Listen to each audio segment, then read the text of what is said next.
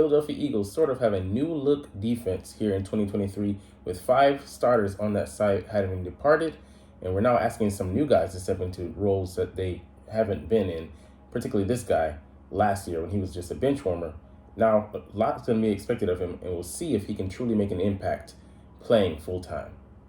What's up? It's your boy Cintron. Come back at you with another analysis video. And in case you not, that's my real name.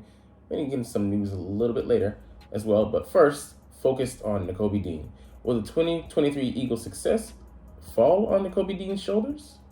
Let's analyze. Because, like I said, he's stepping into a new role. He was a third-round pick in a 2022 draft. And he pretty much rode the pine last year because of Kazir White, weak side linebacker, and TJ Edwards, the middle linebacker, playing, having starting roles and relegating him to the bench. So he couldn't get off of that because they were, better than him, and he was just a rookie coming in. He was a leader at Georgia, playing sideline to sideline, having turnovers, sacks, making picks, game-changing plays. If he can do some of that, TJ Edwards is a guy who's all over the field. He had, great impact, and he had some sacks last year, and definitely has more than a handful of impactful plays. But, he was kind of low on the turnover side. He was limited athletically, but he was in the right position in the right place. TJ Edwards put himself in a great position to be where he needed to be to make tackles, and they weren't just stat stuffers. He was able to, prevent the offenses from progressing the ball and stop them on key down in distances and get off the field, help us facilitate, transitioning to offense, handing the ball to them, proverbially speaking. So, Nakobe, we're not expecting him to come in and be that guy, especially him being an unseasoned veteran, even though he is a veteran technically in name only. He's a second-year player, but he doesn't have the experience. And him starting to, roll, even though he does have the green dot on his helmet, he will be relaying the play calls from the defensive coordinator, Sean Desai, to the field and to the rest of the guys, getting them lined up and being charged with the responsibility of, things such as that. Don't expect him to come out and do it all himself. But the great thing about this defense is he doesn't have to. He has guys that he plays alongside, Pro Bowlers or All Pros, guys that are stepping into, new roles of their own. Vizela, Reed Blankenship, a guy that wasn't here last year, Terrell Edmonds, who has, quite an interesting resume. But he does have the requisite, talent though. He, can go, he can patrol sideline to sideline. He can use his athleticism to make plays, and we'll be counting on more of that. Even though he can be aggressive at times, he can over pursue. To use his intelligence, his smarts, his football IQ to, kind of learn on the job. And hopefully he can be better at the season's end than he was or will be at the start. But, these are all high postulations, and we don't know how it will go down. But for the meantime, we're putting our faith in him. So let's get into the article anyways. All right, so the Eagles were third overall in the NFL in 2022 in team defense, giving up 5,000 yards. So basically that put us at second in the league behind the 49ers. And then, we went on to lose C.J. Gardner-Johnson at safety, Marcus Epps at safety, T.J. Edwards and Kazir White both at linebacker, and defensive tackle Javon Hargrave, which, I believe could be addition by subtraction. Even though he did have a great number of sacks, the combined efforts of all D tackles can mitigate the loss of a guy such as that and actually upgrade our run defense, to which he was porous. We added Nicholas Morrow. He had a career best season, but he won't be relied on to have that this year because he's, like I said, with Nakobe Dean, surrounded by a talented group of guys that won't put all the burden on his shoulders to do everything. We did lose Isaiah Samala, but, we're looking at Nakobe Dean here. Will he be able to be successful? There's some guys, predecessors we can compare him to. Sam Mills was a, vertically challenged guy, 5'9", 232, but man, he hit like a ton of bricks and played a big part in that dome patrol defense there with the New Orleans Saints. And he wasn't limited by his physical limitations. So, and also he played for the Carolina Panthers and did pretty good for them. A burgeoning franchise in 95 and 96. But yeah, he's 5'11", 231. Pretty much the same dimensions that he has, but he was the leader on that defense. So he got guys lined up. He was able to call out plays. Like he tipped the pass that another the cornerback Katie Ringo or someone in the secondary was able to pick off. Yeah, and so he made plays up and down, and he did have just really one highlight reel year. But before that, he was progressing. So it wasn't like he was just a jag out there, just another guy. Right, football writer here, Ray Dellinger, says he thinks Dean is going to be really good, and compares him. We'll get to that later. I think he'll be a major player in the picture for the Eagles. He's gonna go. Yeah, we're gonna score a lot of points, and we're gonna be explosive and dynamic. And we don't expect the offense to change, but defense, it's gonna be work in progress until proven otherwise. And you got a couple significant holes. Yeah, the tackle, then middle linebacker, then safety. Yeah, that's right down the middle of defense. I'll admit that. But the guys we're bringing in, it's not like they're chopped liver. And if they come in and even play just at an adequate level, this defense will still be, pretty talented. Play, good enough to be in the top 10. We were number 2 defense last year. So, yeah, it's misleading that, you say that, we lost everybody last year. Yeah, those guys were highly rated. And they played, significant roles. But you're never, just, the sum of, you're just never, the individual pieces. You're the sum of your parts. And we're switching out a couple of those. And will that equate to a piss poor average defense? Hell no. Look at what the pieces that we have. You still have to, got to stop the run, defend the pass, and get to the quarterback. And we can do all those things. To what degree can we do them? Well, we'll be rated.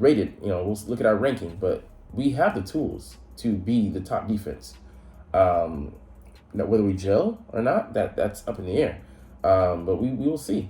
To just go ahead and write this defense off as a lost cause because we lost guys that went on to sign better contracts and we're gonna miss their experience. Hell yeah, we're gonna miss their experience in their play. But that's not just that's disrespectful to say. The guys that are that were left behind and the new guys coming in are not gonna have an impact. Just asinine. But yeah, it's not. I'm not saying it's going to be easy to replace. I don't think we have a ball hawk this year like what's his name, C.J. Gardner-Johnson was. I don't think we have a D tackle that hits 11 sacks this year. That being said, it shouldn't be measured solely by those metrics. Edwards had 159 tackles, 99 solo. We'll see if we can replace that production. And also new defensive coordinator, but that's also misleading because he comes from the Vic Fangio tree, coaching tree, same progenitor as the teacher as Jonathan Gannon, and I think he will do better than Gannon, just based on his competency. He didn't look incompetent when he had the job solely with the Bears. Nor did he last year with the Seahawks when he was a co-defensive coordinator. And just being able to, like I said, always Harper needs to 3 things: being able to adjust, blitzing, and being able to disguise. Like if you can just handle those things, it makes you competent. At least for what we're looking for. And Jonathan Gannon at times he just slipped last year because he wasn't able to do simplistic things that you would think that any D coordinator would be able to handle. But just guys can't handle depression. Obviously, Philly wasn't the right place for him. It was a place where he felt that he couldn't live up to the standard here. But a lot of things will revolve around Dean. So it depends how he can relay the vision, and execute it from the D coordinator out there on the field. But you look at the whole picture, we're gonna allow Jalen Hurts, AJ Brown, and put Dean right up there. Yeah, definitely. Middle linebacker is a key role. We downplay it because we don't really, traditionally speaking, we don't value linebackers the best here in Philly.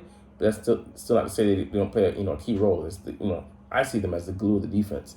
They're right smack dab in the middle for a reason, especially the middle linebacker, to coordinate things in the front and the back, and to make sure things aren't slipping, and to stop the run.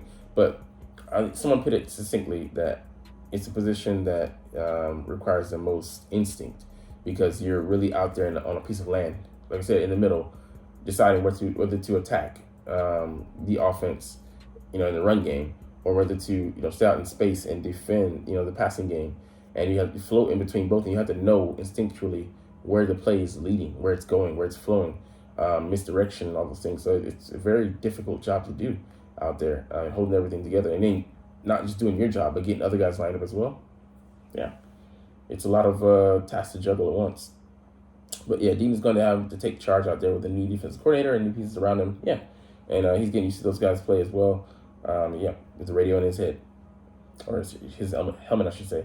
One glaring area Didinger liked about Dean coming out of Georgia was his innate instinct, knowing where the ball was going before blockers could reach him. So that just shows his football IQ, that he pays attention in the film room, and he's able to diagnose and digest what he's seeing out there, and then apply it to his film study, and believe what he's seeing. So when you're able to react, you're trusting your eyes and you're trusting your studies, putting the faith in what you see and acting on it. The linebacker Didinger believes is the most instinct reliant position on the field. So we just talked about this. Where the other positions are mostly relying on assignment, where they're supposed to be. So cornerback, yeah, you have a guy you're charged with this area. You're in charge of that. That's your assignment. Pass rushers, they're charged with getting past the guy to get to the quarterback and following the ball. But I mean, yeah, to a certain extent, but they're still locked in that area.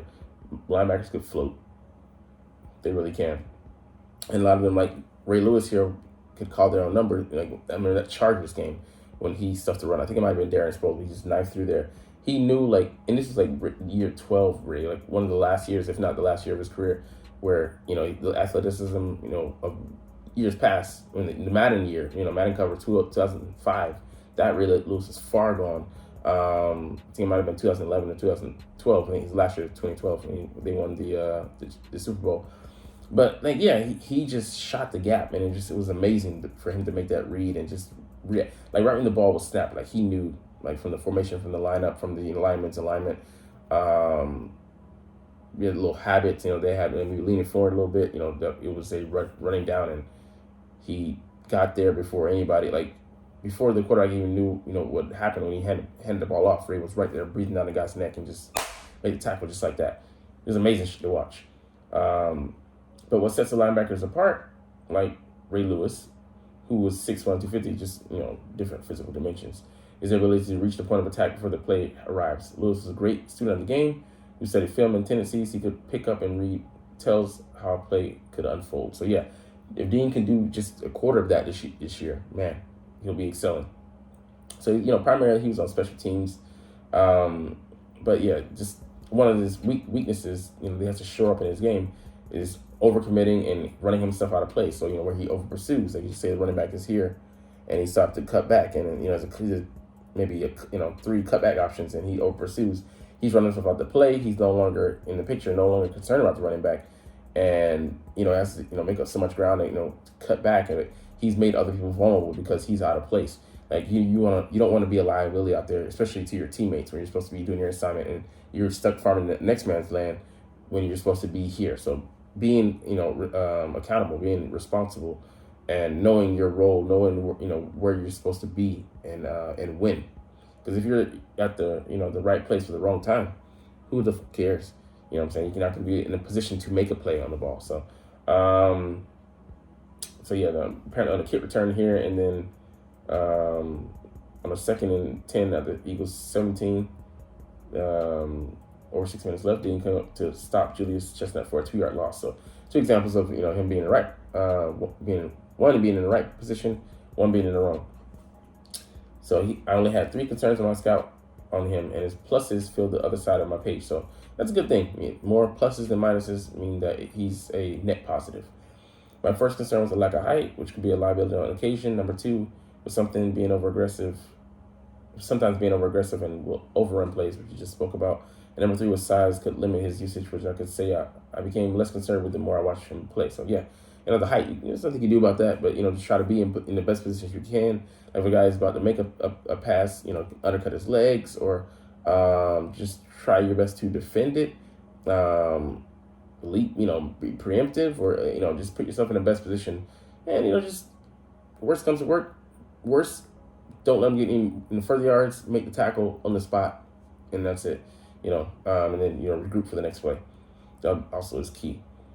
There was a time I thought he would be a package player, but the more I watched him, I could see him playing every down. He's such a good player, but there were times in Georgia that he was running so fast he would just miss a play. Yeah. So, you just got to slow down and process the game. Like, not let your athleticism purely, take over and run on that, but be more computative and try and calculate the calculations. That's Philly 500 would say. But he will make so many other great plays that those plays he overruns or gets out muscled. I can live with those. So, yeah, you're not going to win every down, in the NFL. It's about, winning more than you lose. Similar to the concept of, I do more good than evil. But, yeah, it actually means something here, because that's a terrible way to think about it in life. He'll make the big hit that will force turnovers, which is great. No one plays a perfect game. Lawrence Taylor never played a perfect game. Great Reggie White never played a perfect game. We don't need perfection. We just need him to handle his responsibilities and just be opportunistic. Put himself in good positions. And yeah, if you do the study, the results, they'll come up, and you'll be in a great position. But he has great guys to lean on. See how the D line, seeing it, so he can, know where they most likely will be, so he can back them up.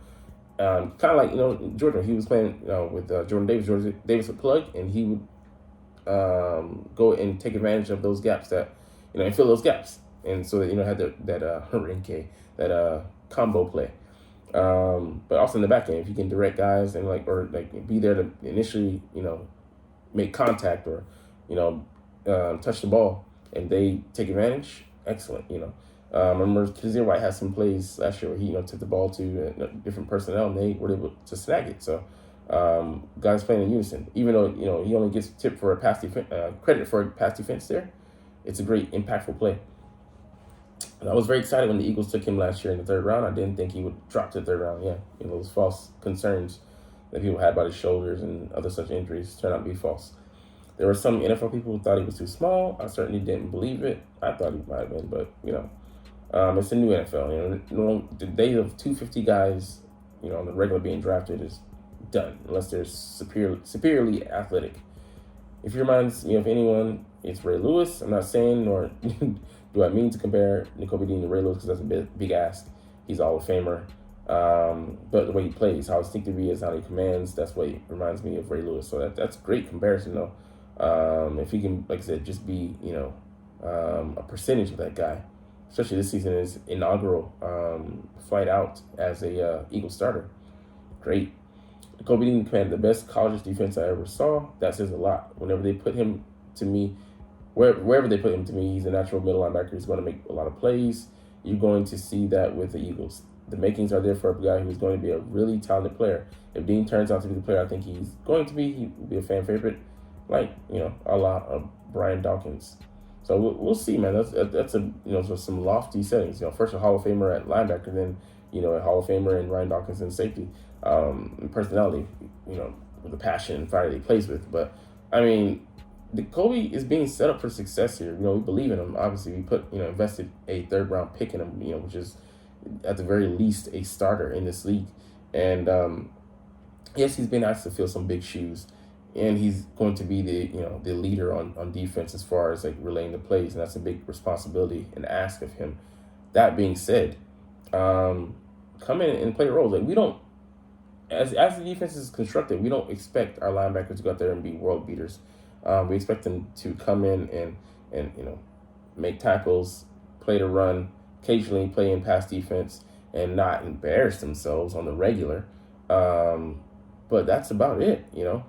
Sacks from them is an added bonus. The threat of a pass rush would be great. That's just extra. In the tools in the toolkit to put on display. But we just need them to play a basic role, and we're really counting on our secondary and our defensive front, especially in the edge and the interior, to be the guys to make the plays. Like I said, the linebacker can just be the glue and hold all that shit together. Excellent. Which is what I believe we'll get from Nakobe. But we shall see, man. Especially in training camp, it'll be interesting to hear if we hear from him or hear about him. But we're going to move on to one more thing today because we just have to. And of course, it's going to be concerning the Dallas Cowboys. So whenever this article pops up, we will get to it. But here it is. Dak Prescott feels a sense of urgency entering age 30-year season. So this marks his 8th year as a pro. You didn't feel this urgency before? Like, why are you all of a sudden feeling it now in your 8th year in the league? Buddy, so you just tell me the other 7 years were warm-ups? Like, it's just ridiculous. It just shows you the sense of complacency and lackadaisical nature there in Dallas, which is why they, just have been also-rans. They had 2 12-win seasons back-to-back, including 2021 and 2022. Yet they went incrementally, they progressed incrementally. Maybe the best thing that happened in Dallas since 1995. It's just been that because they got to the wild card in 2021, got bounced by the 49ers, and got bounced again by the 49ers this past year in 2022 in the divisional round. They won a game against Tampa Bay, but nobody was surprised. Tampa Bay was heavily overmatched, and they kind of blew them out. And Dak didn't throw any picks, which is kind of a precursor for the following week, which he threw 2 picks and just looked, unstable, and they couldn't score more than 12 points. 12 points? That's abysmal. Yes, your running back did get his leg snapped, his tibia, in the game. That being said, you still had Zeke, and let him, carry the offense. He couldn't do shit. So, I'm not saying. I am saying they're gonna be one and done this year. But let's just say they don't. Let's just say they go to the divisional round. I just still don't see them advancing. Like, do you think that, as is, they're a superior team to the 49ers? No. Especially not if they even have a competent quarterback.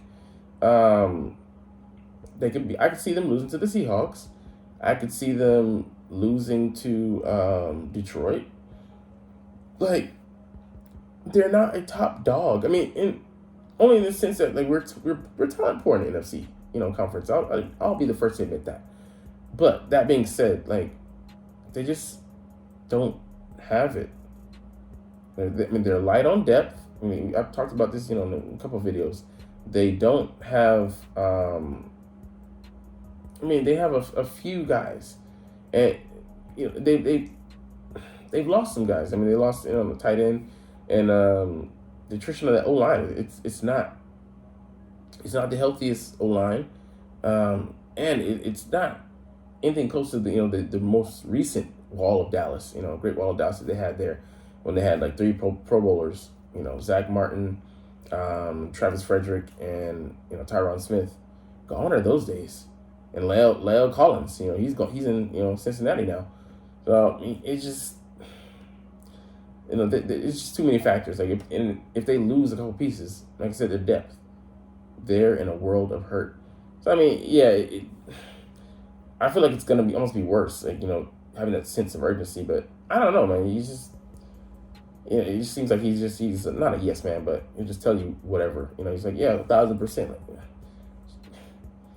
Yeah, I don't know. But hey, I love that Dallas being mediocre and also them being the definition of insanity, because they keep doing the same shit over and over and having the same result, and I love it.